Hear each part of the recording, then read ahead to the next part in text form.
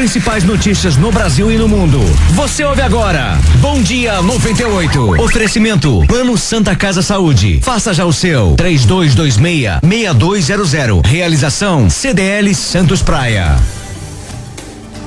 Bom dia, amigos da 98 FM. Um prazer estarmos de volta para mais uma edição do Bom Dia 98, inaugurando o mês de julho, sexta-feira, dia 1º de julho de 2016. Aqui, Zé Torquato. Muito obrigado pela audiência. É um prazer tê-lo conosco mais uma vez prestigiando o nosso trabalho. Programa jornalístico que vai ao ar de segunda a sexta-feira, das 15 para as 7 às 8h15 da manhã, numa realização do setor de comunicação da CDL Santos Praia. Câmara de Dirigentes e Lojistas Santos Praia. Hoje teremos aqui na bancada os comentaristas Flávio Jordão, que é ouvidor público municipal, vai estar à sua disposição, inclusive, para o quadro Cidade Interativa.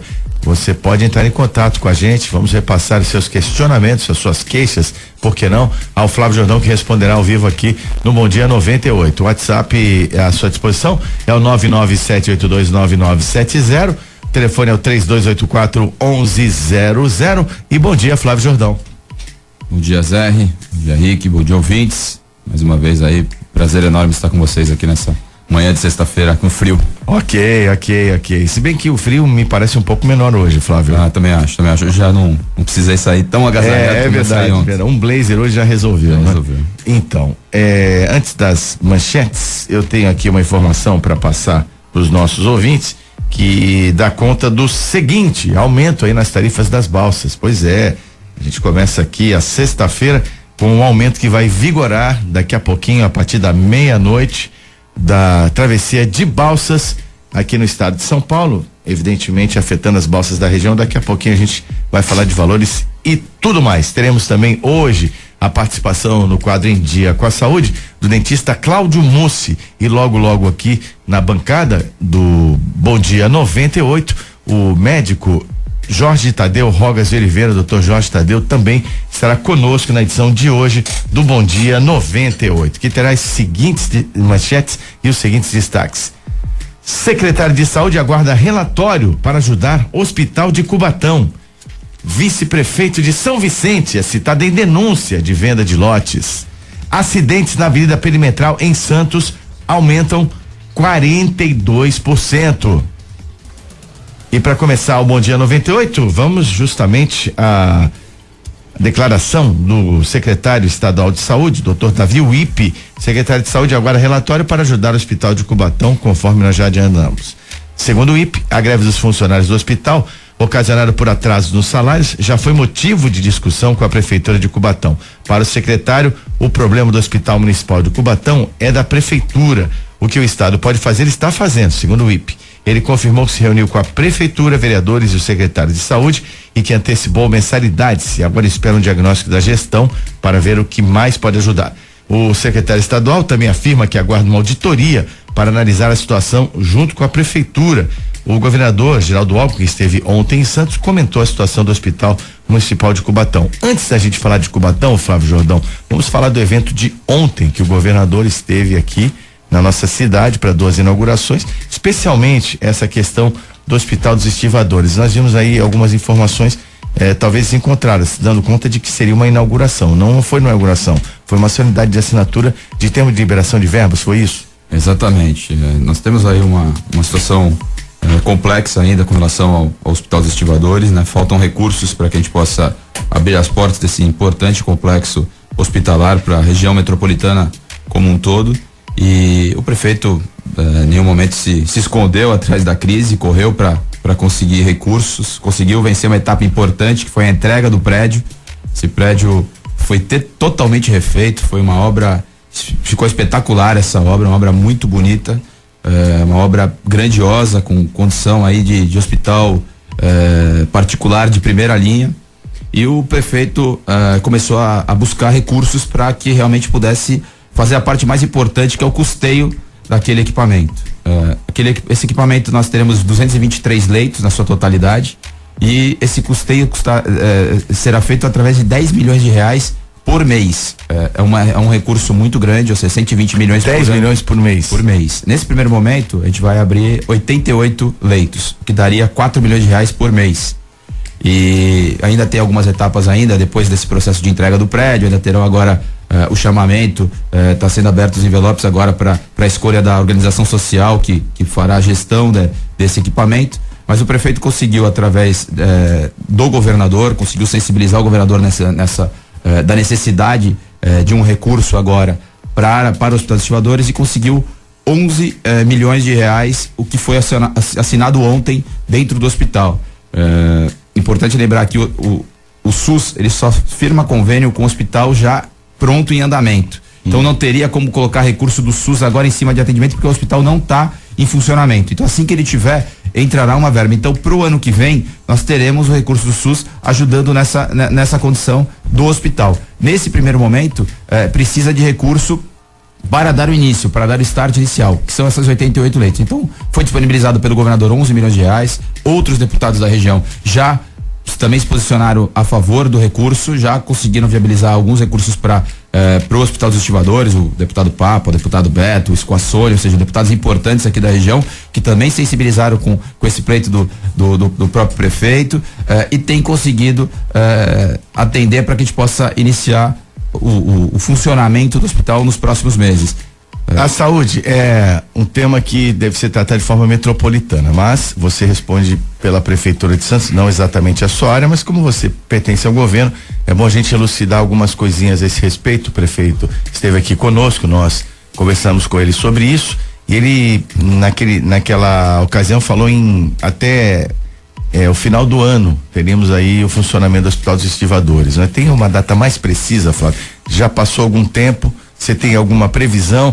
E esse dinheiro liberado pelo governo do estado, qual é o trâmite a mais? É uma liberação imediata?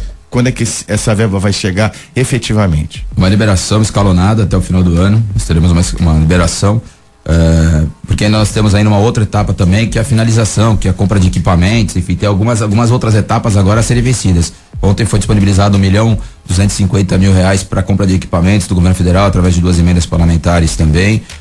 Ou seja, eu acredito que em outubro, no mais tardar, nós teremos o funcionamento, setembro, mais ou menos, teremos o início dos trabalhos do Hospital dos Estivadores. É importante reforçar, Zé, que saúde é o grande clamor aí da população, né? Saúde, as pessoas clamam por uma saúde melhor. Em tempos de crise, é quando a pessoa obviamente para de pagar um plano de saúde, começa a ter um pouco mais de dificuldade, fica desempregada, ela acaba perdendo essa condição e automaticamente precisa do poder público, da saúde pública, para fazer os seus atendimentos. Então, é fundamental que o prefeito tenha um olhar nesse sentido, de atender melhor. Hoje nós teremos 2 inaugurações de policlínica, a policlínica da Alemoa, uma policlínica também muito grande, nova, totalmente nova. Teremos também à tarde, hoje, são duas inaugurações, umas 2 da tarde, outras às 4, da policlínica da Aparecida também. Então nós teremos 2 entregas hoje, ou seja, um momento de crise onde todo mundo está fechando porta, o prefeito Paulo Alexandre está abrindo porta, dando uma condição melhor para a população de Santos.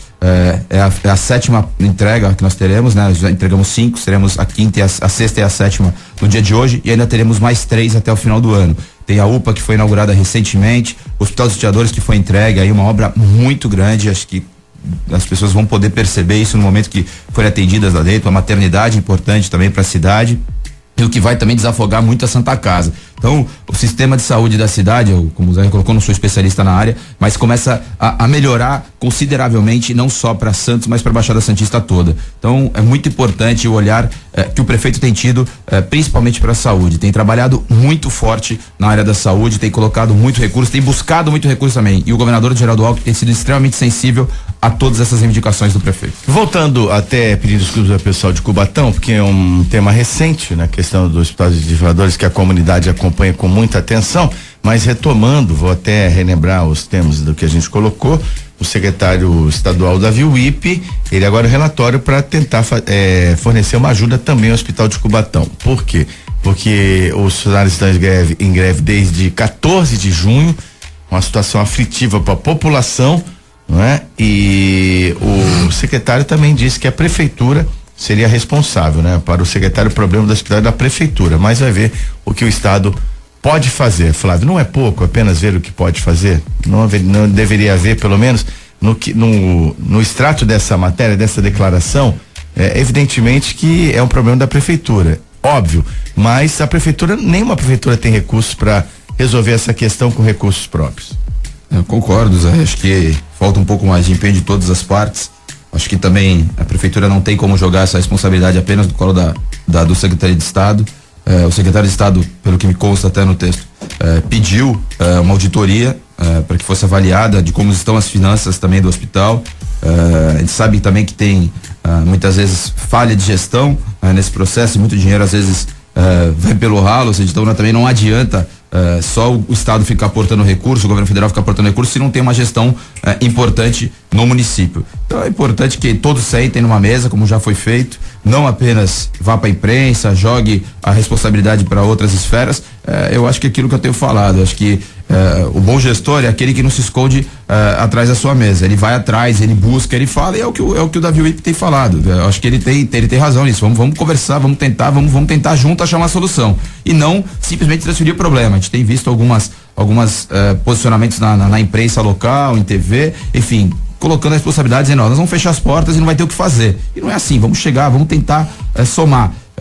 A gente percebe a forma como o prefeito Paulo Alexandre atua nessa questão, vai para o governo federal, conversa com o ministro, conversa com os secretários de Estado, conversa com os deputados, ou seja, vai tentar achar uma saída. E esse acho que é o caminho que tem que ser feito, dando transparência, mostrando as contas, mostrando aquilo que está acontecendo, como o próprio secretário de Estado solicitou. E eu tenho certeza que o governador, que é sensível, é uma necessidade, saúde é prioridade em qualquer governo. O governo federal é importante que ele olhe para a saúde, para aportar o recurso, onde tem mais condição de fazer esse repasse. O governo estadual também tem essa necessidade.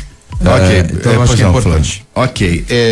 Tem mais outra demanda aqui da Prefeitura de Santos, está começando hoje aqui já trabalhando um pouco a mais, viu? No rádio, né? Que diariamente você já trabalha lá nas suas funções no Vitorino. Não estou dizendo que você não trabalha, não, muito pelo contrário. A Câmara aprovou uma lei referente aos moradores de rua. Os vereadores aprovaram ontem, segunda discussão, um projeto de lei que obriga os vencedores de licitações da Prefeitura, Câmara, empresas e fundações municipais a contratar moradores em situação de rua. Texto de autoria do vereador, que eu não vou mencionar aqui por conta da lei eleitoral, mas agora vai para a sanção do prefeito. Conforme propositura, os moradores teriam aí uma oportunidade, não é, de serem absorvidos pelo mercado de trabalho, né? Entendo que essa lei deveria ser acompanhada da qualificação profissional, né? Mas tem todo um trabalho de socialização e o desejo desse morador de deixar a rua, que eles realmente são muito reticentes por várias razões, né? Mas como é que você entende essa lei, essa alternativa? Acho importante, acho muito boa, acho que é uma ideia interessante. O problema realmente é tirar essa população das ruas e inserir no mercado de trabalho. Acho que vai ser a maior dificuldade desse projeto. Já existe um projeto semelhante, um projeto mais antigo, que chama Projeto Fênix, que também tira aí, acho que é um convênio com uma empresa da cidade, que contrata algumas pessoas nessa condição, a população em situação de rua. Então eu acho válido, acho que é uma iniciativa válida, acho que tudo que puder ajudar a ressocializar essa população é extremamente importante. E eu espero aí que eu não conheço também, eu não vi a matéria, eu não sei se o projeto realmente é constitucional, se tem alguma inconstitucionalidade nele, acredito que não tenha, porque é uma proposta interessante, boa para a cidade, e acho que o prefeito tem tudo para sancionar e seguir nesse sentido. Acho que vai ser muito positivo para a cidade, para dar uma condição a mais para essa população que muitas vezes tem a porta fechada no mercado de trabalho. Flávio, a gente tem alguns relatos a respeito da população de rua aqui em Santos, e muitos munícipes, né, têm a impressão de que a população de rua aumentou sensivelmente esse ano. Você tem dados a esse respeito? Isso é um fato? Nós não temos nenhum dado concreto aí, acho que a assistência social, a Secretaria de Assistência Social poderia falar melhor.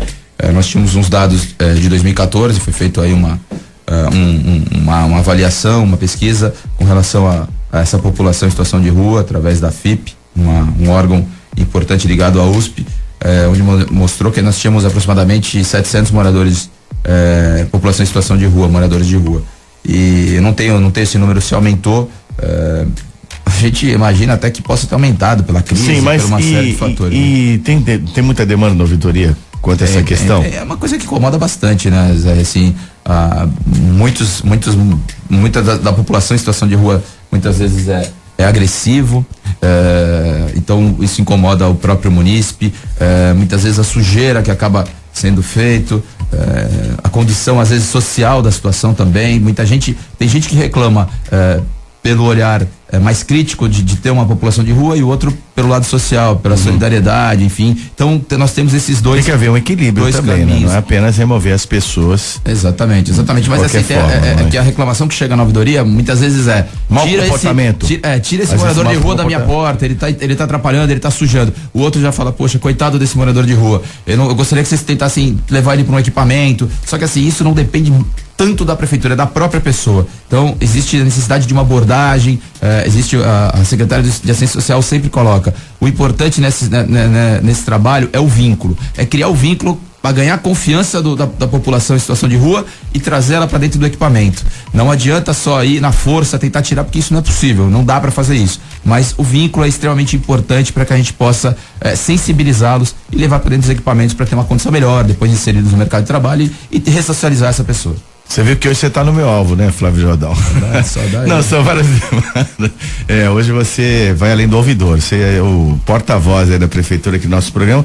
Aliás, você se dispôs nesse primeiro momento, temos o quadro Cidade Interativa, tem justamente esse espírito, né? Exatamente. Eu sei que você não se furta ao debate, a responder. Aliás, para participar do quadro Cidade Interativa com o ouvidor público municipal, Fábio Jordão, mande seus questionamentos para o 99782-9970, telefone 3284-1100. Flávio Jordão pode tomar uma água agora, que vamos à situação das balsas e estradas. Balsas e estradas.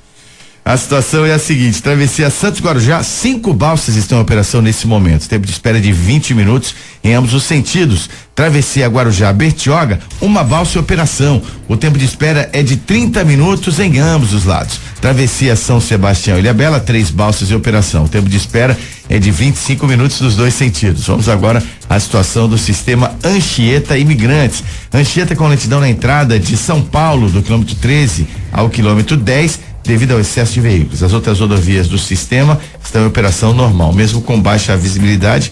A operação é a operação normal 5x5. Se a partir desta meia-noite já tivemos aí o aumento das tarifas de pedágio no estado de São Paulo, o maior índice foi do sistema Anchieta Imigrantes, diga-se de passagem, nós também teremos mais um reajuste, por conta aí do contrato de concessão, depois do reajuste dos valores dos pedágios, como eu já disse, agora é a dessa que vai corrigir as tarifas das travessias litorâneas. Os aumentos foram calculados com base no Índice Nacional de Preços ao Consumidor Amplo, IPCA, que mediu a inflação dos últimos 12 meses em 9,32%. As novas taxas serão aplicadas a partir das 0 hora deste sábado. Segundo o pessoal que venha passar o fim de semana por aqui, já tem aí um plus, né? Um lanchinho a menos aí para pagar o reajuste da balsa. Segundo a dessa, o ajuste é autorizado pela resolução conjunta SLT-STM 001. As siglas representam as iniciais das Secretarias Estaduais de Logística e Transportes e de Transportes Metropolitanos, de 30 de junho de 2016, e será publicado nesta sexta-feira no Diário Oficial do Estado. Vamos aos valores, não é? A fonte é o jornal A Tribuna, o site do jornal A Tribuna, que estamos nos baseando para trazer essa informação para vocês. A travessia de Balsas de Santos e Guarujá teve um acréscimo parecido, né, com o valor da inflação, 9,43%, para motocicletas, ciclomotores e similares. Cobrança passou de 5,30 para 5,80. Para automóveis e caminhonetes, o valor aumentou 8,49%, de 10,60 para 11,50. Aqueles que realizam a travessia entre Guarujá, Bertioga, Jurerê, Iguape, Canadenha, Ilha Comprida e Canadenha Continente terão que pagar o mesmo reajuste que será aplicado no trajeto entre Santos e Guarujá, 5,80 para motocicletas e similares e 11,50 para carros e caminhonetes, não é? Então agora tem também o aumento para lanchas, né? Então vai ficar mais caro quando eu for passear com a minha lancha, brincadeira, né? Quem utiliza o serviço das lanchas entre Santos e Guarujá também vai pagar mais. O reajuste nesse caso é de 7,40%. A tarifa passou de 2,70 para 2,90. Tem as isenções também que vocês podem consultar aí no site da dessa.sp.gov.br. Portanto, aí o aumento, né, na tarifa das balsas também é exemplo do sistema Anchieta Imigrantes nos seus pedágios. Tem mais aqui uma notícia que diz respeito ao Guarujá, não é? Diz respeito ao Guarujá, é o aeroporto. O engenheiro, ele questiona a licitação do aeroporto. O especialista também cita algumas curiosidades, né? Esses itens que constam do edital da licitação, também hoje destaque do Jornal Tribuna de hoje, geram questionamentos por parte de futuros proponentes que se dizem inseguros a insegurança jurídica presente em relação a esse documento. O engenheiro Marcos Vendramini, diretor da V2PA Engenharia e Consultoria, representa 2 grupos interessados e encontrou algumas curiosidades no edital. Vou trazer algumas delas. Entre elas, por exemplo, a exigência de comprovação de serviços de manutenção em subsistemas de carro de combate a incêndio, que foi considerado descabido. Outra curiosidade é sobre prazos apontados no edital, que determina experiência em gerenciamento de aeroporto com o movimento de passageiros transportados num período não inferior a 5 anos. E aí o Vendramini, ele coloca assim também na reportagem: qual o critério para estabelecimento do prazo mínimo de 5 anos, quando se sabe que as concessões dos grandes aeroportos foram iniciadas em prazo inferior? Tal restrição não frustra a maior competitividade do certame. Então, o aeroporto de Guarujá, Flávio, já surge aí com algumas dúvidas. Isso é ruim, não é? Ruim, mas tem que ver também qual é o embasamento aí desses questionamentos. É um processo natural de toda licitação.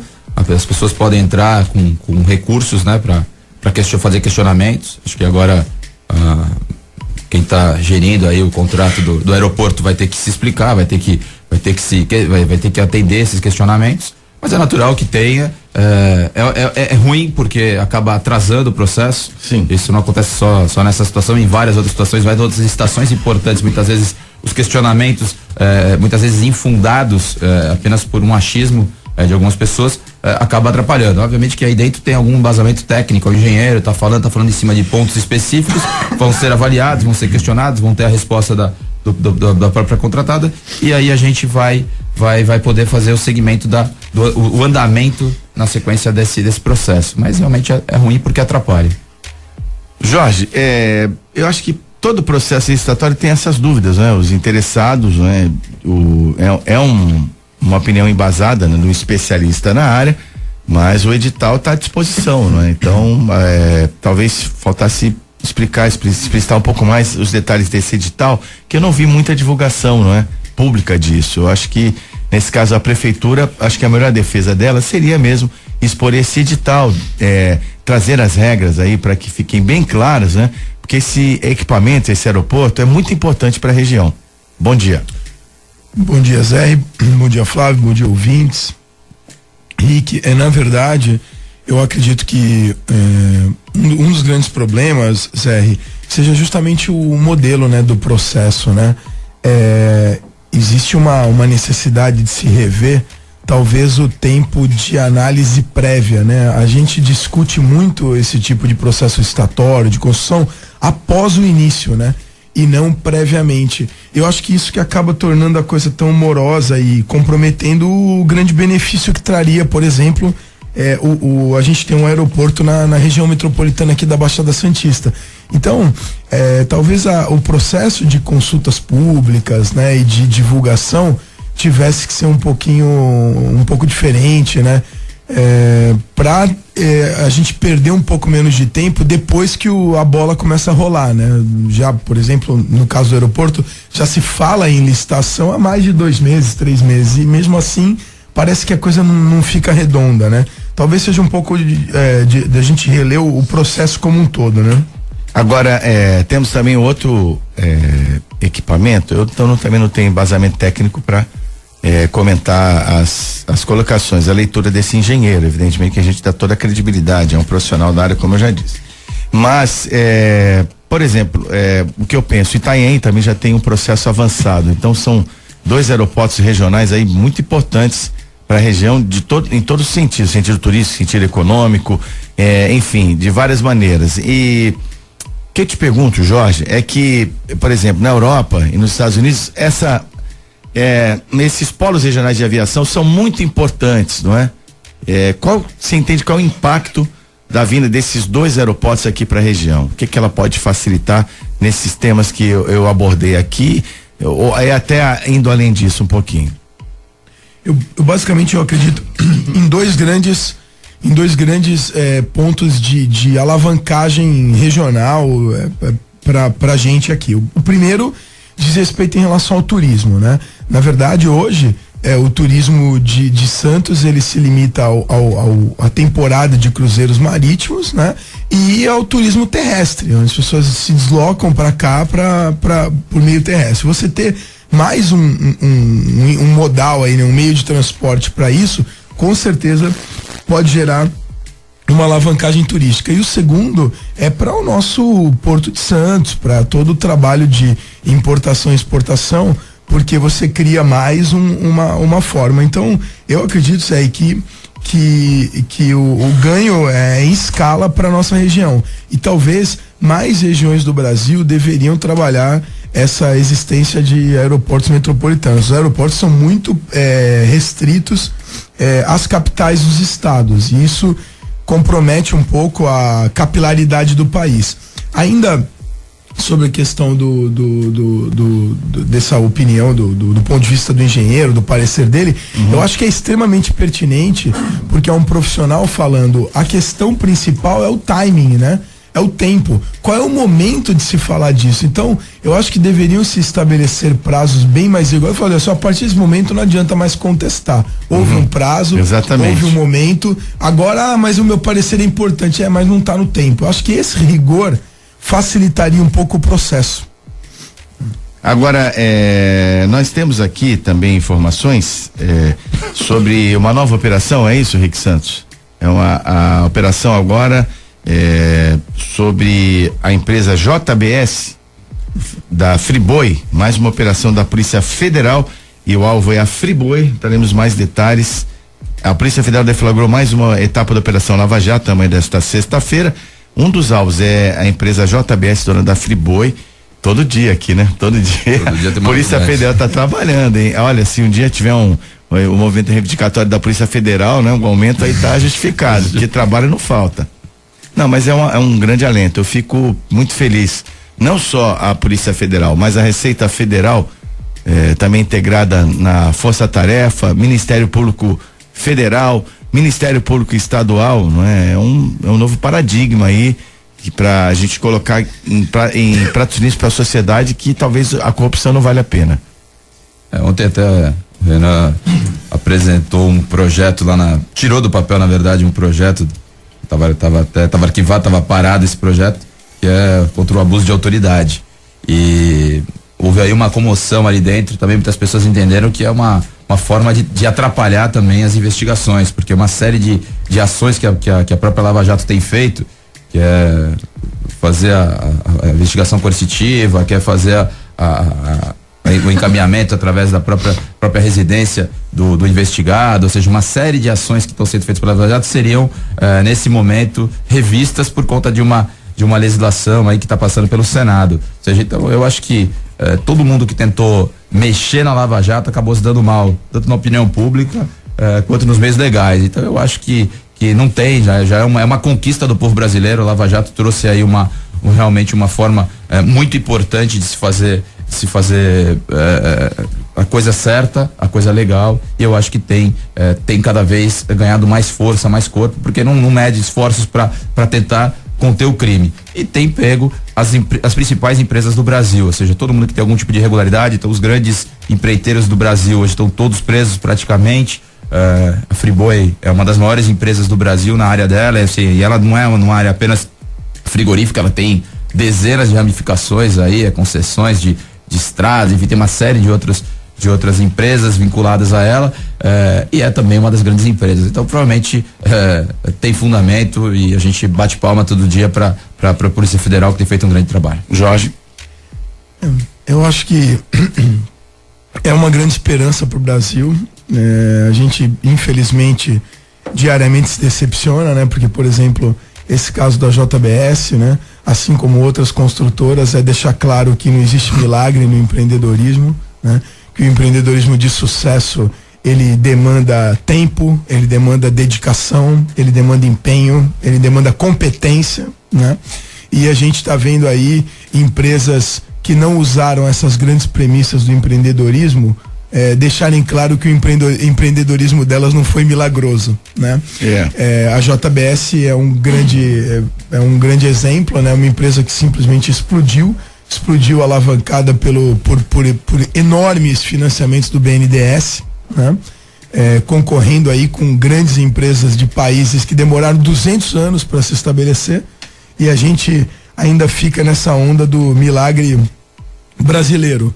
Então eu acho que a Operação Lava Jato, ela dá essa esperança de mostrar um pouco mais de realidade para o Brasil, mas infelizmente é muito triste a gente em pleno século XXI depender dessa ação judiciária e policial para que a gente tenha algum tipo de esperança aqui, né? Então no Brasil sempre teve uma máxima de que o poderoso, o colarinho branco nunca seria preso, não aconteceria nada com ele, sempre era o ladrão de galinha, o mais frágil, o mais pobre que era penalizado. E acho que hoje tem mostrado aí uma diferença muito grande e tem feito a diferença realmente a Polícia Federal. Nesse sentido, não tem medido esforços para colocar quem quer que seja na cadeia. Então, realmente, volto a falar, acho que tem que bater palma para a Polícia Federal. Sem dúvida. O vice-prefeito de São Vicente é citado em denúncia de venda de lotes, dos envolvidos em um esquema de venda de lotes em uma área de preservação ambiental na região da área continental do município, conhecida como Fazendinha. Segundo a denúncia do Ministério Público Estadual, as invasões tiveram início em 1999, no entanto, de forma controlada. A partir de 2012, as ocupações foram crescendo de forma desordenada e sem nenhum tipo de fiscalização lá na Fazendinha. Durante as investigações, o Ministério Público cumpriu diversos mandados de busca e apreensão. O MP aponta que vice-prefeito e Leandro Cofani, ex-chefe de gabinete da subprefeitura da área continental, eram incentivadores das invasões e da expansão do esquema, inclusive providenciando máquinas para abertura de ruas. No inquérito no Ministério Público ainda é apontado o uso de maquinário da prefeitura, maquinário público, para ajudar. Eu acho que fora isso tem uma questão mais ampla que tem relação direta com a situação da insegurança no sistema Anchieta Imigrantes, que é a instalação de moradias regulares em áreas de preservação ambiental. Esse caso aqui é apenas mais do mesmo, com a agravante de que o Ministério já tem indícios que o próprio maquinário da prefeitura foi utilizado para burlar a lei. Bom, Zé, para mim é mais uma situação triste, né? Quer dizer, a gente tem falado aqui de ações erradas na esfera federal, estadual, agora a gente chega também no município próximo da gente, e é ruim, né? Não quero fazer nenhum juízo de valor, acho que está sendo investigado, está sendo avaliado, o rapaz aí tá preso até por um outro processo, que é o da máfia das vans, enfim, que é o próprio chefe de gabinete. Acho que não vem ao caso aqui a gente ficar julgando, mas dizer que é um absurdo se isso realmente aconteceu.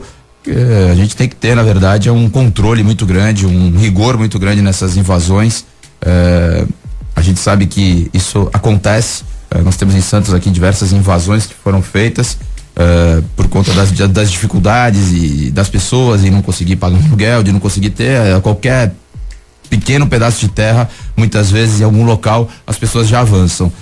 Agora, é inadmissível que o poder público ajude e auxilie nessa questão, colocando maquinário da prefeitura. Isso para mim é descabido, não existe uma situação dessa. O que nós temos que fazer, o nosso papel é conter, combater a invasão, trabalhar para não deixar acontecer.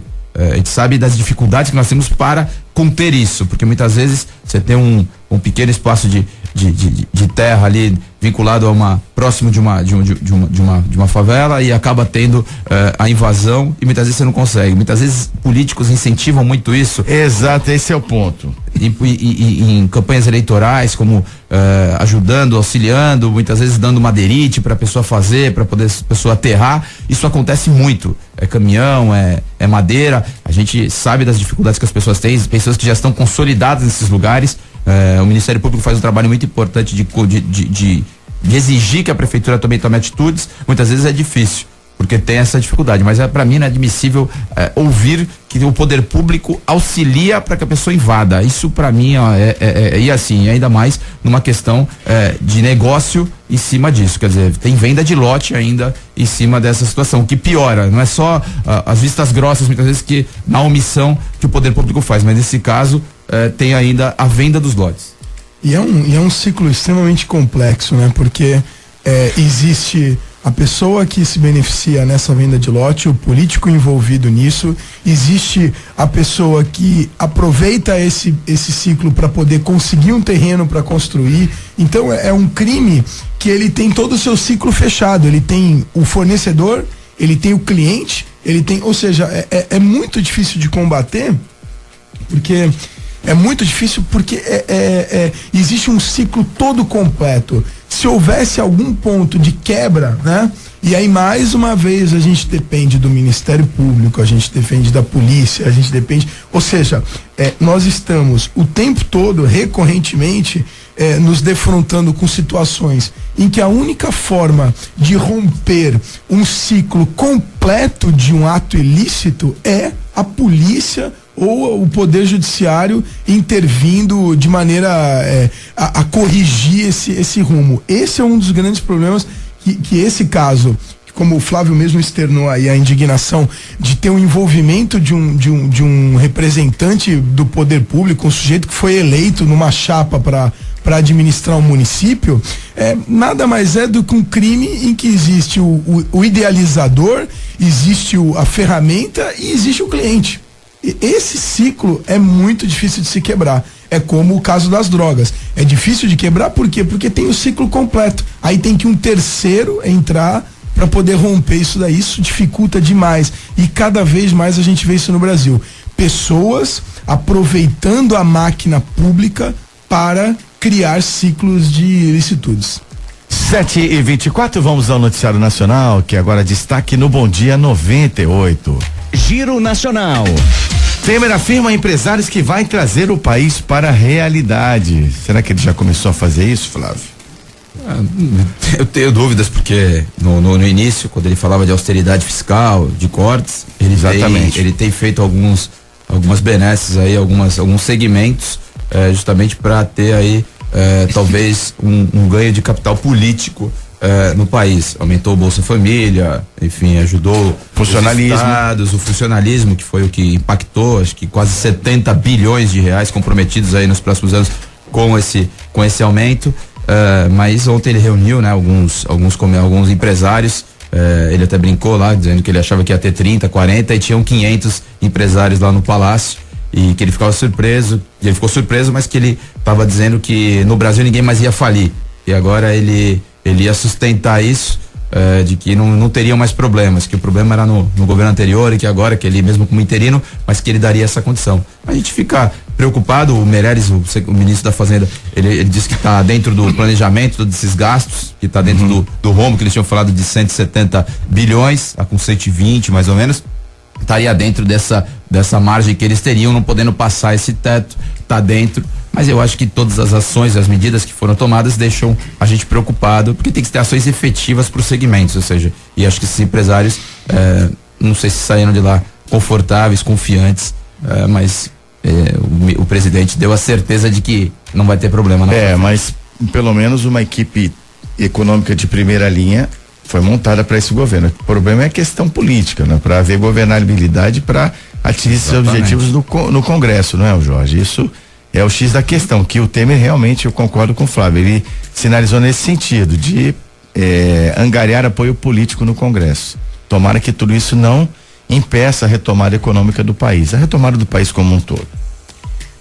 Se a gente pensar isso de maneira como empresarial, isso é terrível, né? É preciso dar passos para trás para você dar passo para frente, né? Então, toda essa adequação é justamente o que você acabou de colocar, Zé, e o Flávio exaltou bastante, a ideia de que existe um plano de governo interessante, existe um grupo que foi nomeado pensando em meritocracia, pensando de forma profissional. Infelizmente, alguns já caíram por conta de envolvimentos com processos que a justiça tem investigado, mas você não consegue de fato implantar sem fazer algumas medidas focadas no maior acesso à Câmara, ao Congresso como um todo. Então, isso só retarda qualquer pessoa. Você precisa de X meses para começar a melhorar.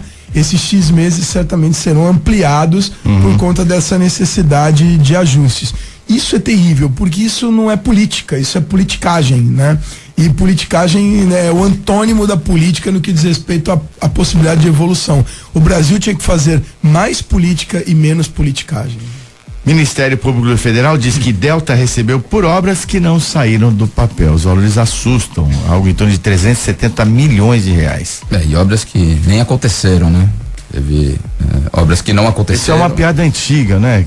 Que o Brasil é assim, no Japão, né? Olha só, essa obra aqui, 5% pro meu bolso. Exatamente. E aí uma obra inexistente, o cara fala, que essa aqui, 100% pro meu bolso. É uma piada antiga que virou realidade. E perdeu a graça, né?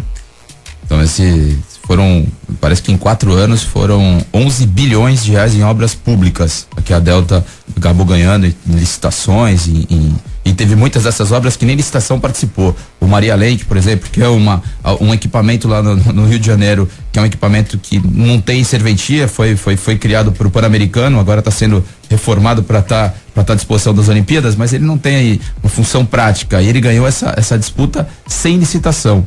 E com várias questões que estavam dentro do edital, várias questões que tinham que ser feitas, não foram concluídas. Então não foram poucas. E teve ali o esquema que a Polícia Federal encontrou, que é um esquema que já estava fortemente trabalhado através do Carlinhos Cachoeira, já lá atrás, que já tinha sido evidenciado isso. O próprio dono da Delta, que é o Cavendish, acho que é o nome dele. Isso.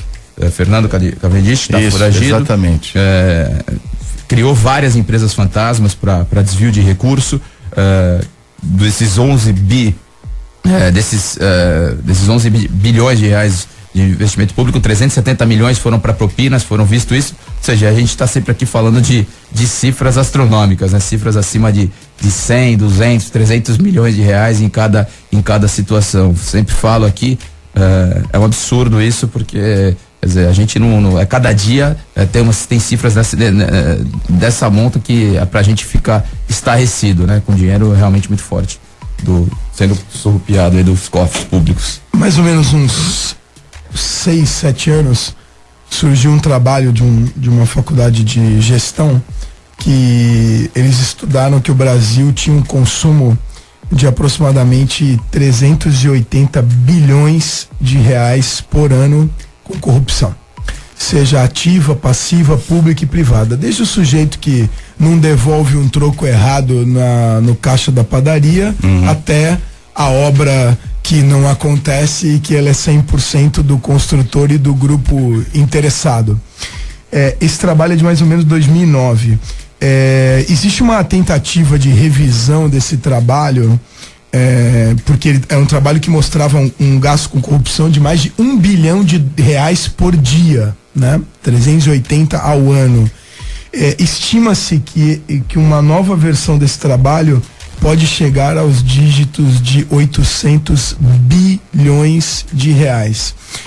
Olhando pelo lado do roubo, nossa, é um número absurdo, é um número que a maioria dos países do mundo não tem como PIB, 800 bilhões de reais, né? Então quase aí 250 bilhões de dólares. Por outro lado, você vê o quanto custa para o progresso de uma nação do nosso tamanho, a gente não ter esse dinheiro à disposição do correto, né? À disposição do progresso coletivo, da evolução de uma nação que clama na sua maioria por melhorias, né? E a gente vê somente esse tipo de coisa. A gente pode passar o dia inteiro aqui somente discutindo situações de corrupção, de desvio de dinheiro, de enriquecimento ilícito, e isso envolve todos os setores da nossa nação. Viu, Zé? Só para colocar, teve nesse caso de obras que não saíram do papel, por exemplo, teve um deles, a transposição do Rio Turvo, no sul do estado do Rio de Janeiro, 80 bilhões de reais. Não teve uma pedra lá, não teve nada. A situação tá turva mesmo, tá, né? Turvo, tá emblemático o nome do Rio, né? Rio Turvo, né? Tá turvo mesmo, principalmente agora pra esse pessoal aí, né? Cavendish. Então, quer dizer, tem várias obras realmente que, quer dizer, é inadmissível você imaginar que isso existe nos dias de hoje, que possa alguém fazer abrir uma licitação de uma obra, e uma obra irregular, uma licitação até irregular, foi comentado que estava até de forma irregular, porque ele teve dispensa de licitação, caiu dinheiro na conta dele e nada aconteceu. Inadmissível. Eu acho que, Flávio e Zé, eu acho que não existe mais juízo de valor em nenhum sentido. A quantidade de escândalos que envolvem merenda, transporte público, saúde, desvio de remédio, o Rio Turvo, o Rio Claro, qualquer rio, tudo isso daí, isso mostra que, na verdade, é apenas você ampliar o seu leque de imaginação. Aonde dá para fazer? Dá para fazer no Rio Turvo. A sensação que eu tenho é que existem pessoas, a sensação clara que eu tenho é que existem pessoas que passam o dia inteiro pensando o que fazer. O trabalho do sujeito, ele ganha um salário, uma comissão para falar, ó, qual é o próximo lugar que a gente pode fazer besteira? Entendeu? Pegar a estrada e falar, achamos o Rio Turvo, vamos transpor ele, inventa. E eu acho que nisso a imaginação o infinito é o limite, né? Porque você pode o tempo todo criar. O Brasil é um país continental, ou seja, a quantidade de locais e de situações que podem propulsionar a corrupção. A roda da corrupção, a engrenagem é muito aperfeiçoada. E você inclui nisso, Jorge, os eventos com recursos da Lei Rouanet, inclusive um casamento de luxo, e também o repasse de verbas, isenção e o desconto no imposto de renda de várias empresas, né, com altos valores de eventos que não aconteceram. Aí você vai vendo, né? É mais do mesmo.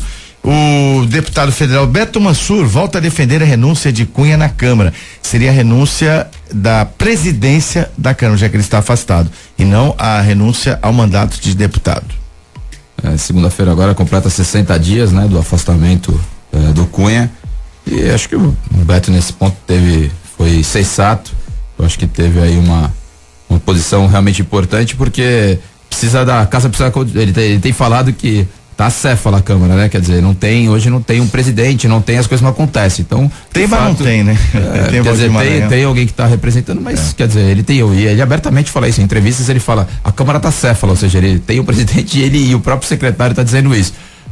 Não acho que aí tem o interesse direto dele para benefício próprio, para ser presidente. Eu acho que nem tô vendo por aí, tô vendo realmente com uma situação que precisa ser resolvida. Nós precisamos de um presidente novo para tocar, para voltar a auxiliar os trabalhos que tem que ser feito dentro da Câmara, que são importantes, tem matérias importantes para serem pautadas, ou seja, e um presidente é importante que esteja lá para poder com legitimidade, para poder dar sustentação nesses projetos importantes para o Brasil melhorar. Algumas pessoas entendem que o ex-prefeito e deputado federal Beto Mansur está articulando para ele mesmo ser o presidente da Câmara. Olha, se ele vai ser ou não, eu não sei, mas entrevista aqui nesse programa ao vivo de Brasília, eu perguntei isso taxativamente a ele e ele foi categórico, disse que não.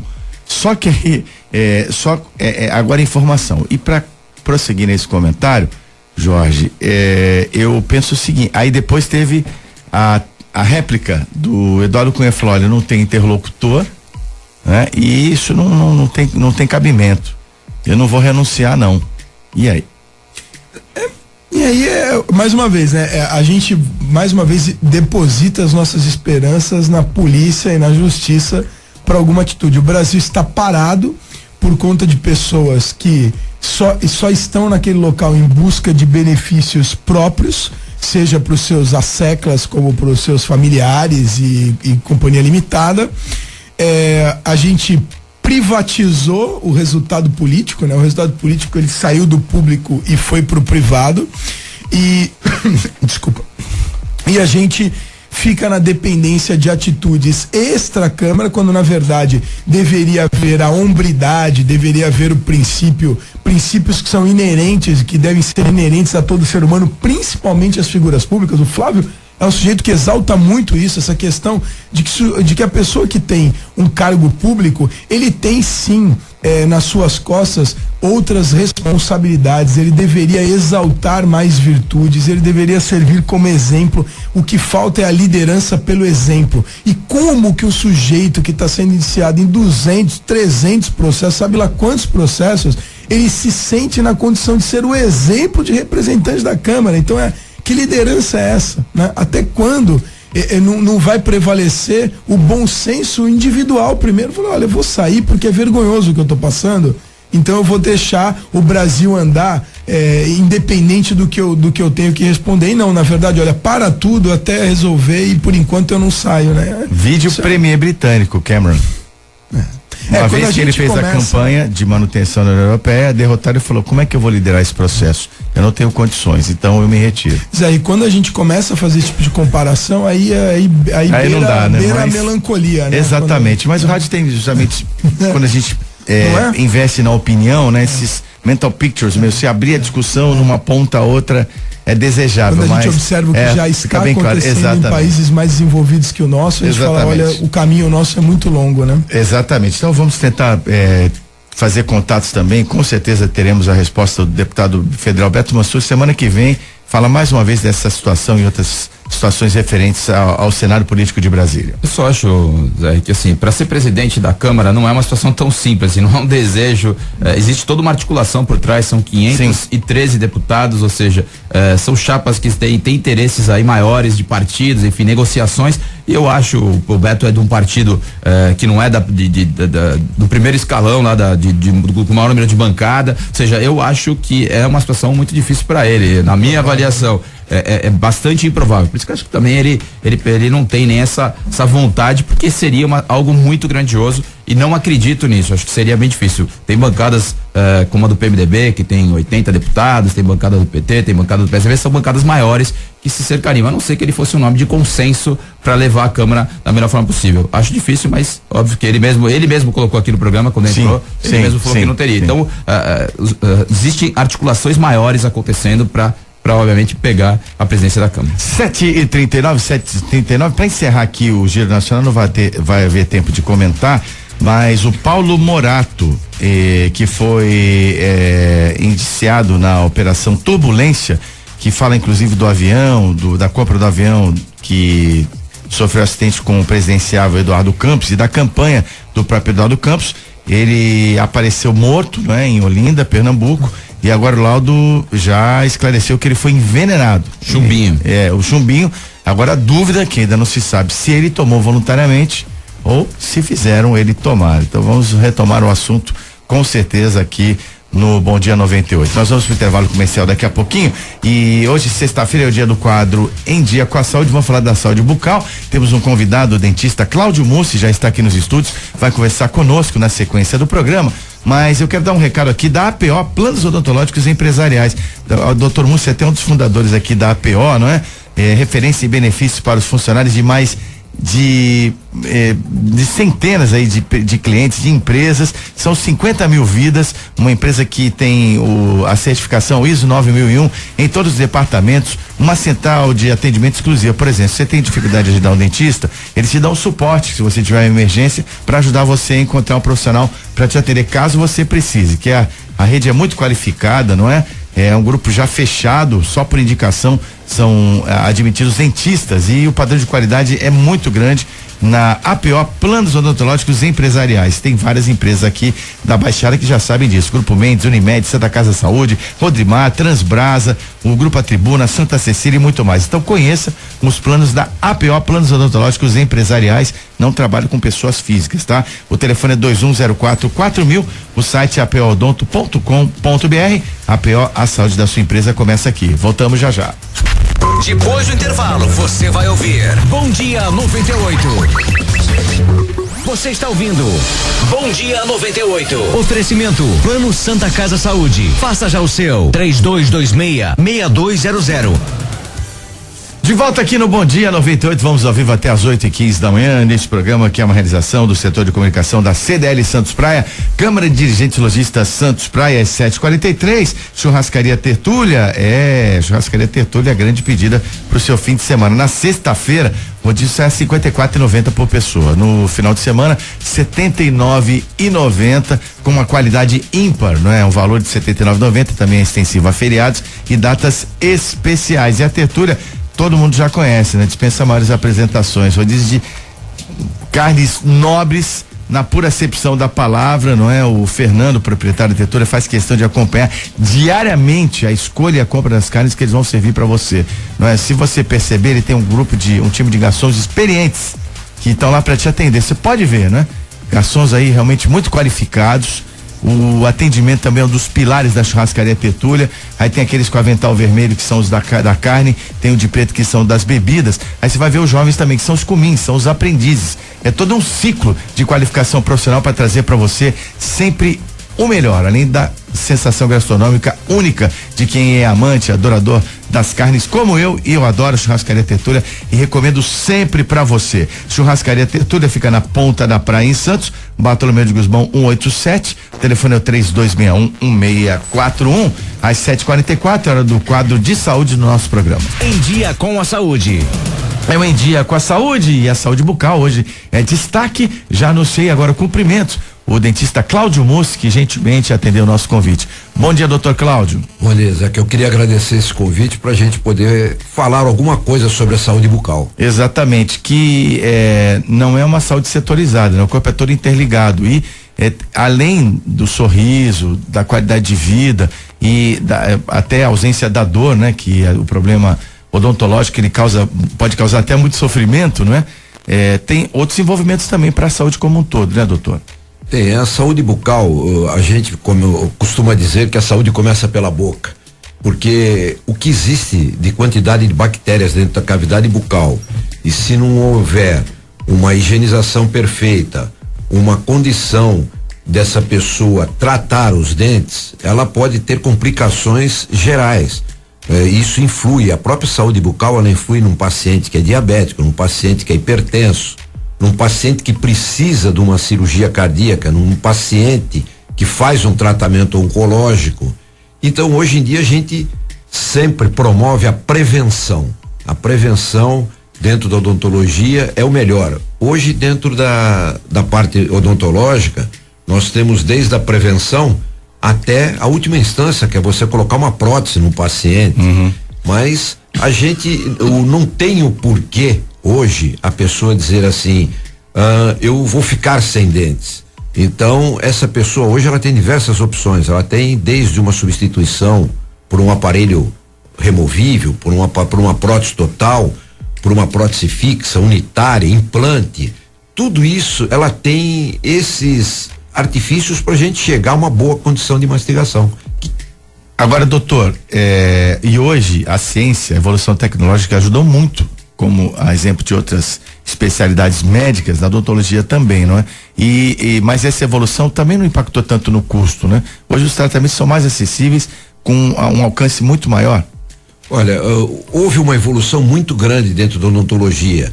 Hoje, inclusive, nós temos, por exemplo, uma especialidade nova praticamente, que está sendo dada pelo Conselho Regional de Odontologia e o Conselho Federal, que é a especialidade de odontologia hospitalar.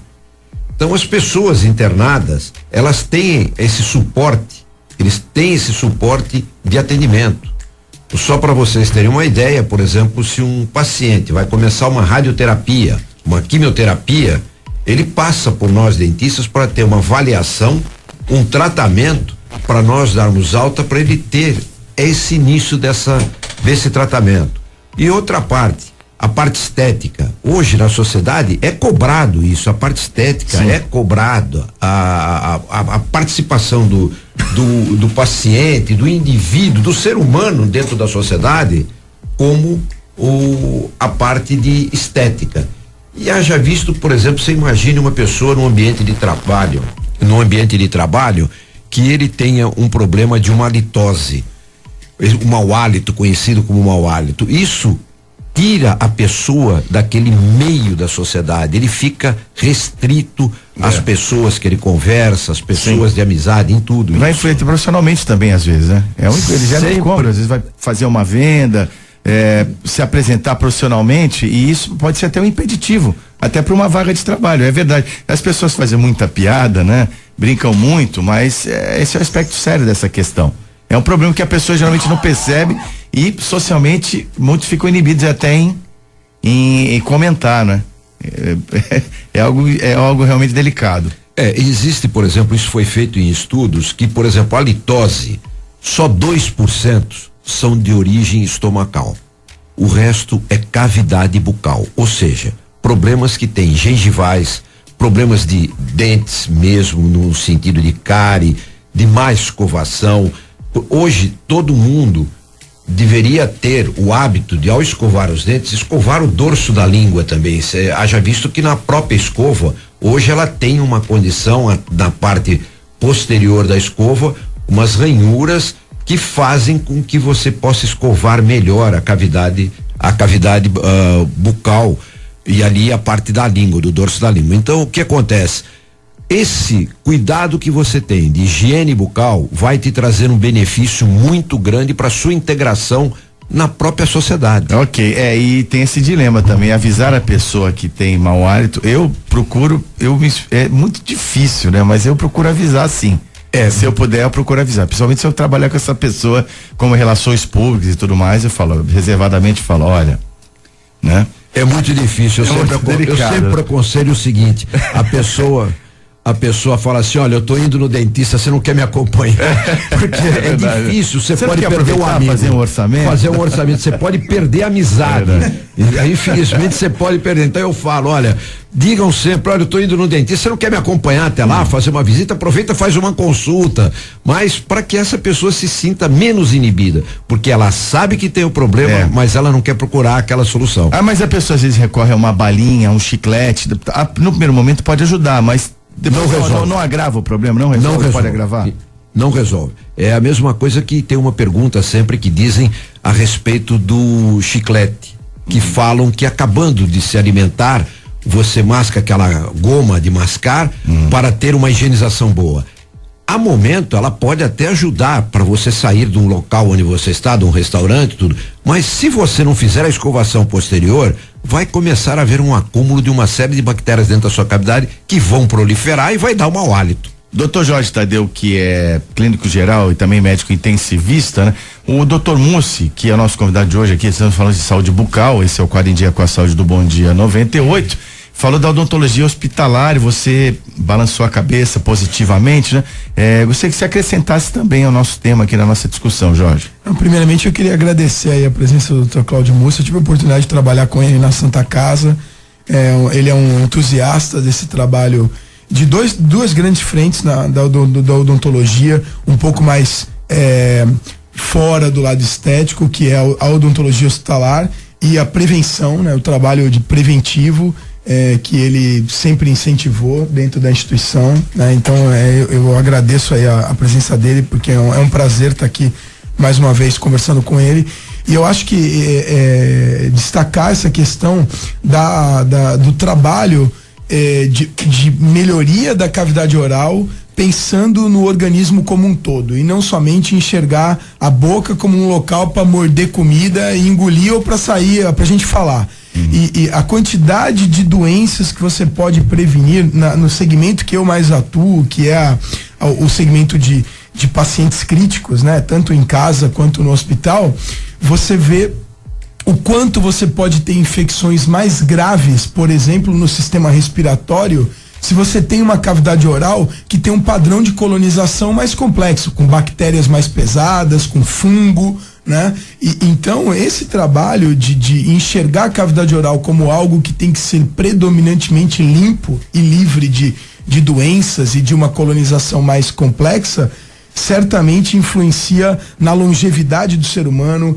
né, doutor Cláudio? São N doenças que a gente pode demonstrar que iniciam o seu processo na cavidade oral, né? Como, por exemplo, até infecções mais graves, infecções do coração, podem acontecer por uma cavidade oral mal cuidada e mal mantida, né, doutor Cláudio? Como você bem colocou, Tadeu, eu também agradeço porque eu tive a oportunidade de trabalhar com você dentro do Hospital da Santa Casa, onde aprendi muito, e sempre era conversa constante entre nós de dizermos que uma pessoa que está dentro de uma UTI com um problema cardíaco e essa pessoa não tem uma higienização bucal adequada, porque ele está ali sedado, ele está em coma, ou ele está induzido a esse coma, a presença do cirurgião dentista é muito importante para não ter complicações como uma endocardite bacteriana que pode levá-lo à morte.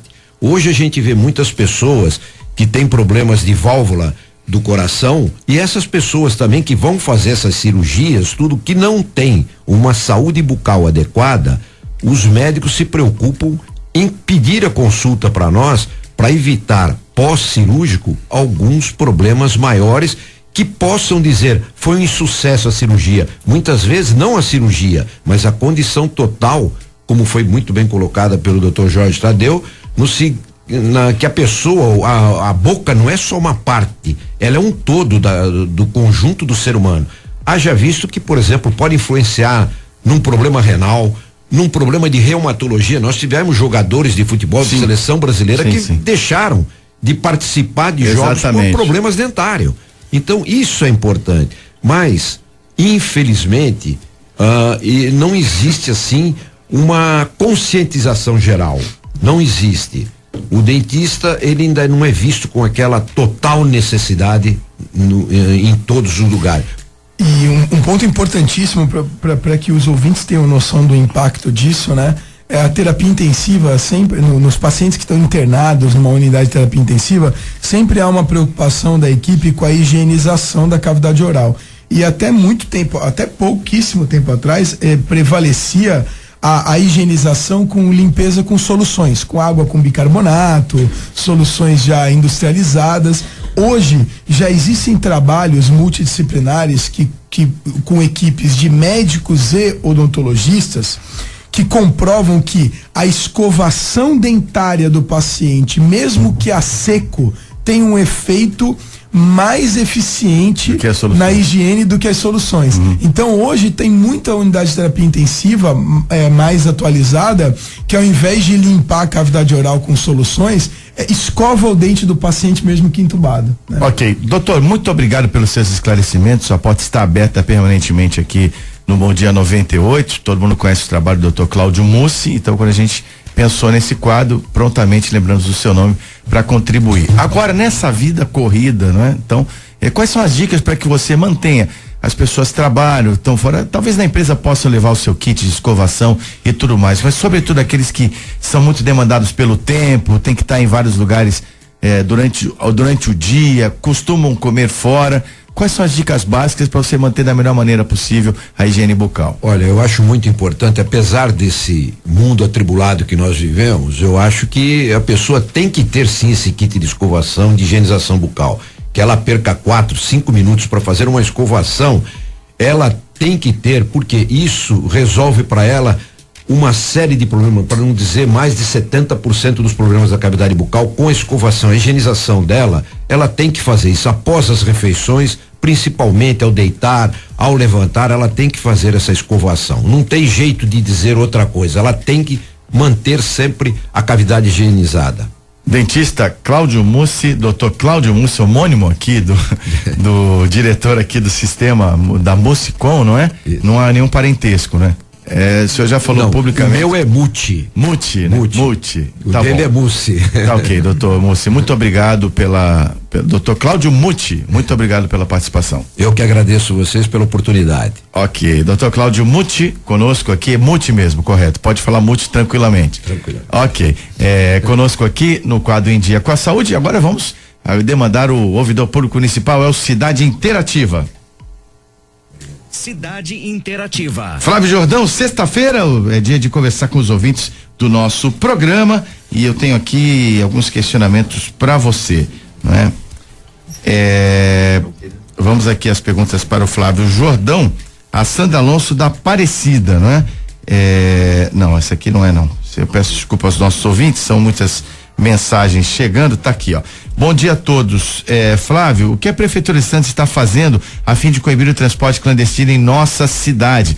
Em que prazo isso se dará? E nessa se dá o período eleitoral que está chegando e o nosso executivo não quer se expor? É o César do Gonzaga. Bom, a gente tem falado bastante com relação a isso aqui é recorrente essa pergunta aqui no programa. Eu até já falei várias vezes que para mim é uma surpresa esse questionamento. Nós estamos agora acompanhando algumas questões com relação ao Uber, que não é liberado na prefeitura. Não existe uma legislação que permita a utilização do Uber, mas existe o Uber aqui. Tem aplicativos que mostram que as pessoas estão pegando. Então precisa ter denúncia desse tipo de coisa. Então eu já ponderei várias vezes aqui para que as pessoas procurem a CT, denunciem para a CT. A CT tem um 0800, já vou pegar aqui o número exato. Já passo novamente, mas que as pessoas denunciem o transporte clandestino. Não pode ter transporte clandestino e a gente está coibindo isso. Então a CT que faz essa fiscalização, pegou alguma situação irregular, denuncie na CT.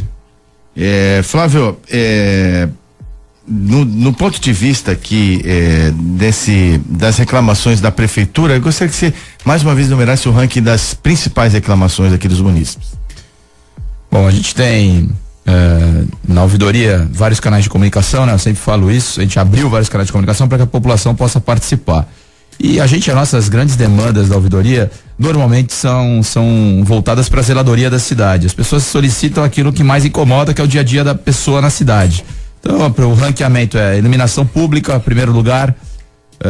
Segundo lugar, poda de árvore, é outra coisa que as pessoas solicitam bastante.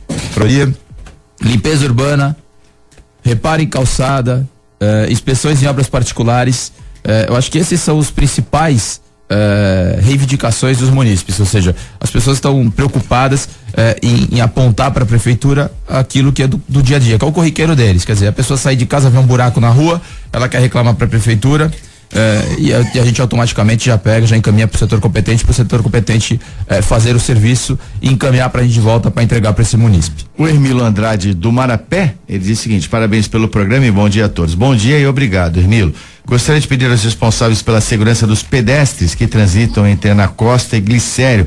Ainda bem que os trabalhos avançam, mas está perigoso para quem anda em direção ao mercado para Francisco Glicério e vice-versa, não há acesso seguro local. Sinalizações de alerta aos pedestres, indicando o lugar correto para atravessar, e andar é uma obrigação e um bom senso. É o Hermilo, que ele acrescenta o seguinte: ele se refere ao do VLT naquela região. Tá perigoso andar ali, principalmente pela natural dificuldade de locomoção de idosos, que tem um fluxo grande no local. Ali tá tendo uma obra importante e grandiosa ali naquele local. Tem agentes da CT permanentemente naquele local. Tá tendo algumas intervenções até viárias ali no meio da Ana Costa, naquela confluência ali com a Francisco Glicério. Tá sendo feita ali uma estação, tá passando ali o trilho, e tem permanentemente ali agentes da CT. Agora, precisa ter, realmente se tem, eu vou até conversar com o presidente da CT, para que ele reforce a sinalização naquele local, para que as pessoas realmente atravessem nas faixas de segurança. E passar aqui o telefone da CT, naquela primeira pergunta que nós tivemos, das denúncias do transporte clandestino, 0800 77 19194. Cidade Interativa, terminando por aqui. Semana que vem tem mais com o ouvidor público municipal, o Flávio Jordão. Evidentemente, ele vai estar conosco até às 8h15. Alguma demanda a mais, estamos à disposição aqui no Bom Dia 98. Vamos a algumas mensagens dos nossos ouvintes que participaram. Nós agradecemos demais a participação e o envio das mensagens. Bom dia, sempre acompanho o programa. Eu sou o Alan Alex do bairro do Gonzaga. A minha pergunta é a seguinte: a gente sempre vê nos jornais comentando sobre a dívida dos estados com a União. Como pode o estado de São Paulo estar incluído nesta relação de devedores, sendo o estado mais rico da América do Sul, com arrecadação superior a países do continente e do mundo? Vocês acham que há alguma manipulação desses dados para outro propósito ilícito? É o Alan Alex, ele tem essa percepção. Não, na verdade o estado, Alex, né? Isso. Alan Alex, bom dia, obrigado pela pergunta, pela interação com o nosso programa. Na verdade, o que acontece no Brasil é um fenômeno chamado déficit de transação corrente, né? Existe um gasto público que é superior ao gasto privado. E isso acontece na proporcionalidade de todos os estados. O estado de São Paulo é um estado que tem uma alta produção de receita, seja pela sua indústria, seja pelo seu potencial agropecuário e pelos serviços, porém, ele também tem o mesmo fenômeno de qualquer outro estado, que são os déficits de transação corrente, que é um fenômeno macroeconômico, mundial, e que no Brasil ele é muito premente. E esse déficit de transação corrente, ele é proporcional ao seu tamanho, ou seja, ele vai ter um número muito grande, porque é proporcional ao porte financeiro.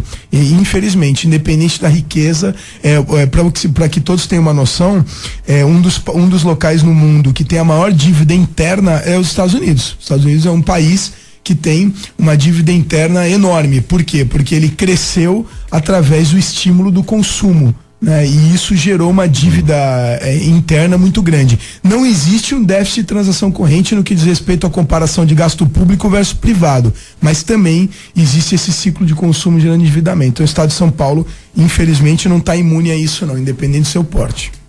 8:04 é o Bom Dia 98 de realização da CDL Santos Praia no Cerrado. Deixa eu falar da Black Jaw, hoje fim de semana. Opa, Black Jaw a partir das 6 da tarde, com aquele chopp geladinho, aquela caneca 40 graus negativos, espetacular, não é? E além do cardápio variado, que tem novidades incríveis, especialmente preparadas para melhorar ainda mais o cardápio da Black Jaw Choperia. Você vai ser muito bem atendido. E tem música ao vivo também hoje. As principais bandas da região se apresentam na Black Jaw. De quarta a domingo tem música ao vivo e de terça a domingo a Black Jaw está sempre aberta a partir das 18 horas, oferecendo o estacionamento gratuito ali no Mendes Convention Center. Tem mais ainda, opções veganas e light. Você pode também reunir os seus amigos, eles fazem reservas para aniversários e eventos. A Black Jaw está à sua disposição, uma das melhores casas com certeza aqui da Baixada Santista, sem contar os drinks especialíssimos. Bom, você pode reservar, como eu te disse, pelo telefone da Black Jaw Choperia, que é o 3228-7570. 3228-7570, General Francisco Glicério 206 no Gonzaga, em Santos. Paramos mais um pouquinho, voltamos já já. Você está ouvindo Bom Dia 98. Oferecimento Plano Santa Casa Saúde. Faça já o seu. 3226-6200. 8:09 é o Bom Dia 98, realização da CDL Santos Praia, Câmara Dirigentes Lojistas Santos Praia. Design Gallery, lista de casamento, chabar, chá de cozinha, a maior variedade de produtos para casa e sempre com o menor preço. Conquistou recentemente o Hexa, 6 vezes consecutivas eleita no Top of Mind, a loja mais lembrada na categoria artigos para o lar e decoração. Comando aí do nosso grande amigo João Vilela, que está conosco toda quarta-feira. A Design Gallery é referencial mesmo, né? Então, muitas coisas legais que você tem lá, novidades todo dia. Eu particularmente gosto muito da Design Gallery. Minha mulher então nem se fala, né? O Azevedo Sodré 3, próximo a Conselheiro Neves. Marechal Deodoro 98 no Gonzaga. Design Gallery conosco também diariamente aqui no Bom Dia 98. Vamos falar de esporte? Giro Esportivo. 8:09, Palmeiras, cada vez mais líder, 3-0 no Figueirense. Grande jogo do Palmeiras. Ganhou bem, né? Ganhou fácil. Vai ser um time que vai dar trabalho no campeonato. Rápido o Palmeiras, eu né? sempre achei o Cuca um técnico excepcional. Ele foi técnico São Paulino, né? Foi técnico do São Paulo em 2004. Sim. Ele montou o time que foi campeão de 2005 da Libertadores e do Mundial. Um cara muito bom. Ele acabou tendo 3, 4 resultados negativos no São Paulo, acabou sendo mandado embora, mas foi uma pena. Foi um cara que eu fiquei mal. Eu sei que ele é muito bom treinador. Todo time que ele pega, ele vai bem. Então, eu acho que assim, ele tem uma grande chance aí de fazer o Palmeiras campeão. Tá ganhando tá fazendo uma gordura importante. Tá muito no começo ainda, mas eu acho que acrescentou muito no Palmeiras esse rapaz Moisés, que foi jogador da Portuguesa de Esportes, está jogando muito, fez um gol, já caiu nas graças da torcida, que ele faz aquele lateral forte, né? O Gabriel Jesus nem se fala, é uma grande revelação do futebol brasileiro, tá cobiçado pelos principais times da Europa, né? Até o Barcelona já foi ventilado como interessado no Gabriel Jesus. O Roger Guedes, jogador habilidoso, interessante, e o Tietê do Audax, que entrou, parece que já está no Palmeiras há um tempão, né? O time bem articulado pelo Cuca. Palmeiras realmente é um candidato ao título brasileiro desse ano. E acho que essa janela agora que nós vamos ter nos próximos dias aqui da China, enfim, nós vamos saber, porque o time que perder também 3, 4 peças acaba com o time, quer dizer, e o Gabriel Jesus aí tem uma proposta do Barcelona, enfim, tem algumas propostas importantes. Se realmente perder jogador, aí já complica todo, porque você não tem reposição. Jorge. Essa janela aí vai bagunçar bastante, porque o que o Flávio falou, os times brasileiros ficam à mercê das propostas internacionais e isso pode mudar completamente o cenário do Campeonato Brasileiro. É um cenário antes da janela e um cenário após, né? Bom, Atlético Mineiro foi da zona do rebaixamento, trouxe o Marcelo Oliveira, que é bicampeão brasileiro com o Cruzeiro, né? Antes do Corinthians, evidentemente, que é o atual campeão, mas o Atlético engrenou, já está aí em 7º lugar, 5-3 no Botafogo, um jogão no Mineirão cheio. Aquele Casares joga demais. Jogou muito. Robinho jogou bem, o Fred e o elenco do Atlético também é outro elenco excepcional, né? Assim, é do meio pra frente, mas Robinho, Fred, enfim, não param de contratar. Tem Dato no banco, tem o Prato, que é um outro excepcional jogador, enfim, um timaço, e vai dar trabalho também pro pros times aí da linha de frente. O Lucas Prato, argentino, não deve ultrapassar essa janela de transferências, né? Já tem proposta há muito tempo. Acho que até a Agora até a vinda do Fred já indica isso, né? É uma reposição. Neymar já teve contrato renovado com o Barcelona. O Wagner Ribeiro, que é empresário do Neymar, amado por todas as torcidas. Todas as torcidas adoram o Wagner Ribeiro, né? Como é que pode, né? Evidentemente que eu tô brincando. Isso que é o maior contrato em vigência na história do futebol. E aí, Jorge? Tinha muito assédio em relação ao Neymar, né? Essa história do Wagner Ribeiro é verdade, ele é muito amado pelos jogadores, pelos torcedores, né? Mas os números são astronômicos, né? E é interessante, né, saber, é interessante para os ouvintes verem que, apesar dos números serem astronômicos, na média, o futebol não é o esporte mais bem pago do mundo, muito pelo contrário, né? Existe um contraste muito grande, existem jogadores quase que tendendo a serem bilionários, né? Ainda não, mas tendendo a ser bilionários, e existem pessoas aí jogando por chuteira, Sim, né? No Brasil a grande maioria é salário mínimo mesmo, salário mínimo, R$1.000, por aí. Existe um contraste muito grande, né? Agora, lembrando que o Wagner Ribeiro também é empresário do Gabigol e do Lucas Lima, né? Então foi de todo mundo, foi do Kaká, do Lucas. Mas ele fecha bons negócios para seus atletas. Ele tem boas entradas na Europa, né? Vamos combinar que ele fecha grandes contratos para os seus representados. Mas agora o Neymar deve ter tido proposta aí, teve do Paris Saint-Germain, que é talvez um dos países. Manchester United também. Mas o Paris Saint-Germain tem um aporte muito forte de recurso também, e ele e o Barcelona teve que cobrir todas essas ofertas, né? Então, provavelmente por conta de todas essas ofertas que ele teve, virou o maior contrato aí da história do futebol. O Ibrahimovic, como eu já disse, anunciou seu novo clube será o Manchester United, que eu particularmente gosto muito do futebol do Ibra. Muito bom. Acho que ele escolheu bem, um clube que vai combinar muito com o perfil, já que o United teve o Van Persie, também um grande centroavante, né? Agora coloca o Ibrahimovic no seu elenco, vai acrescentar bastante. Que não tá tão pronto, né? O Manchester United, né? Talvez esteja montando um time forte, tava tentando trazer o Neymar, eu não sei qual é o elenco, mas ele acrescenta muito, né? Um excelente jogador, o Ibrahimovic. Sem ganhar um jogo, Portugal avança para a semifinal da Eurocopa, bateu 1-1 no tempo normal, venceu a Polônia por 5-3 nos pênaltis. E Portugal segue, né? Navegar é preciso, viver não é preciso, né? Ontem o Cristiano Ronaldo perdeu uns gols aí feitos, mas é um craque de bola. É um craque de bola, né? Mas eu tô achando trabalho. Que ele não tá rendendo tanto assim nessa Eurocopa. Não tá. Eu acompanhei o jogo de ontem, o Cristiano não está sendo o Ronaldo. Mas eles também, é final de temporada agora, né? Eles tiveram uma temporada cansativa e vem pra quer dizer, sempre é dessa forma, não é diferente, todos os anos é assim, mas eu acho que também às vezes pega o cara já numa estafa muscular, enfim, alguma coisa assim, e começa a não render tanto quanto poderia. Agora, pois não, Jorge. Eu acho que o grande, uma coisa muito interessante dessa Eurocopa está sendo a mudança dos personagens, né? A gente olhar uma quarta de final que tem Polônia, Islândia, né? Eu acho que isso aí está sendo bem interessante, você ver que eficiência do futebol de escolas que não são tão tradicionais. A emoção do time da Islândia virando contra a Inglaterra foi um negócio que faz tempo que a gente não vê, né? A gente não vê isso há muito tempo, né? Isso faz falta, né? Essa emoção. Vocês chegaram a ver a Islândia nas eliminatórias da Eurocopa? Eles eliminaram a Holanda. Ganharam lá na Amsterdã Arena da Holanda. Ganharam lá. E não me surpreende, o time é muito bem montado. Todo mundo melhorando e o Brasil caindo. Mas é mesmo, né? É verdade. E para fechar, a CBF aceita pedido e muda clássico do Santos, com o Verdão muda de dia, né? Vai ser dia 9, terça-feira, já que a Allianz Arena está cedida para evento de evangélicos. 9 de agosto, né? É 9 de agosto? 9 de agosto? Acho que é agosto, terça-feira. Não, é agora, 9 de julho já. Não, 9 de julho é um sábado.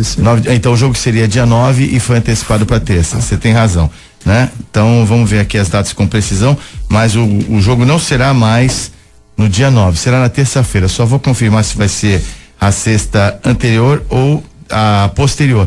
O fato é que o Palmeiras não tem prioridade na gestão, ainda não tem na gestão do seu próprio estádio, mas de qualquer maneira ganhou uma arena de alto nível, né? Acho que valeu a pena, né?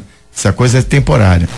Eu conheci a Arena do Porto, uma vez eu fui para Portugal, conheci o Estádio do Dragão, E eu lembro que na ocasião eles falaram que eles faziam 1.200 eventos por ano e que o clube tinha lá à disposição dele 30 datas que eles utilizavam, e aquelas 30 datas eram fixas, e quer dizer, e a renda, o que era rentável pro estádio era, na verdade, os eventos que eles faziam até velório lá dentro, tinha um espaço para velório, enfim, então eram 3, 4 eventos por dia que acontece, buffet, é uma série de coisas. Acho que isso é importante. Eles ganharam uma arena, quer dizer, é uma arena que foi construída para o clube, e o clube tem apenas algumas datas, e nesse caso o Palmeiras deve estar na mesma situação. Mas de qualquer maneira, entendo, faz parte, tem grande investimento. E outra coisa, o Palmeiras tem que ser destacado também, com dinheiro da iniciativa privada. Não foi com dinheiro público, não. Isso aí. Na verdade, isso tem que ser ressaltado. Uma parceria que, pelo visto, está sendo boa para a W Torre também, que dizem que está em dificuldades financeiras, mas então, o evento será, justamente, se está certo, dias 8 e 9 de julho, o evento evangélico. O jogo será na terça-feira posterior, dia 12, às 8:30 da noite. Obrigado, Flávio Jordão, Jorge Tadeu, obrigado a Cláudia da nossa produção, ao Rick Santos aqui na sonoplastia e coordenação de produção do Bom Dia 98, sobretudo, obrigado a você que nos brindou com a sua audiência. O programa volta na segunda-feira, a partir das 6:45 da manhã. Excelente final de semana e até lá, se Deus quiser. Tudo o que acontece no Brasil e no mundo, você ouviu Bom Dia 98. Oferecimento Plano Santa Casa Saúde. Faça já o seu. 3226-6200. Realização CDL Santos Praia.